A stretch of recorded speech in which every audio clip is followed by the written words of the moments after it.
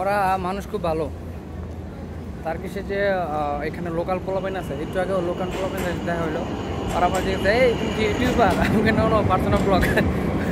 তো যাই হোক ওরা কাছে আমারও ভিডিও লিঙ্ক দিও, আমার ভিডিও করো। ওটাই ভিডিও করলাম, আমরা তখন কথা কইলো।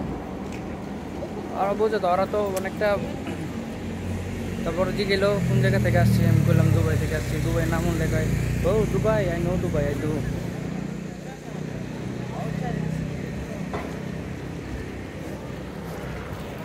রাস্তাটা বার হইলেই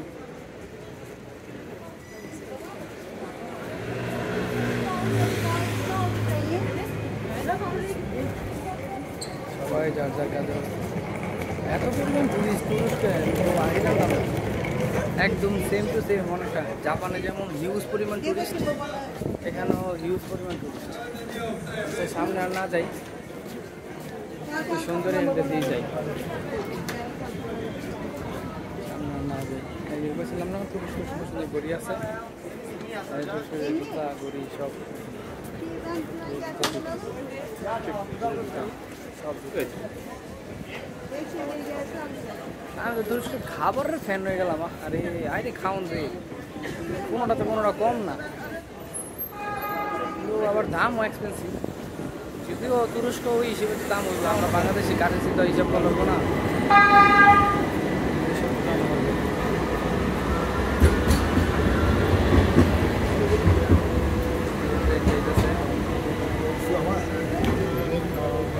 অনেক কিছু আছে, ওরা পারফিউম দিয়ে যেতেছে দারুণ। তুরস্ক আর দুবাই, তুরস্ক দুবাইয়ের মতো মানে পারফিউমের রাজ্য কোনো দেশে নাই। আমি মনে করি দুবাইয়ের মতো তো পারফিউম বেস্ট, তুরস্কেরও পারফিউম। Thank you.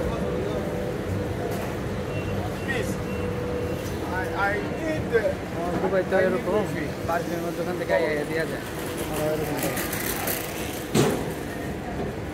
এটা কি, এটার নাম জানি না, এটাও একটা বিখ্যাত টুরিস্ট প্লেসের মতো আর কি।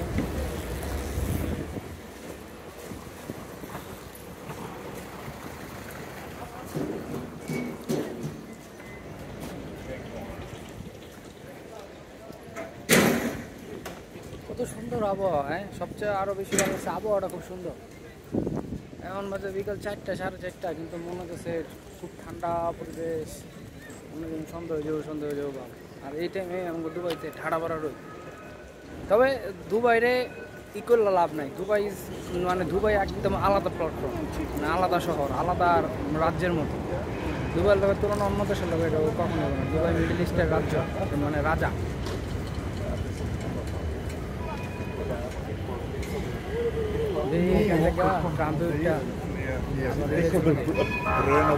এখানে যাই,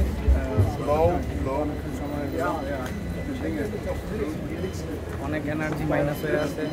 লং জার্নি, একটু রেস্ট নিতে হইব। রেস্ট নিয়ে একবার কালকে বেরোবো ইনশাল্লাহ। কালকে 2-4-5টা প্লেস ঘুরবো, ঘুরার পরে এরপরে আমার সবচেয়ে বেশি ভালো লাগছে ট্রামগুলো। রাস্তার মাঝখানে সুন্দর সুন্দর ট্রামগুলো দুবাইতে, এটাও খুব সুন্দর।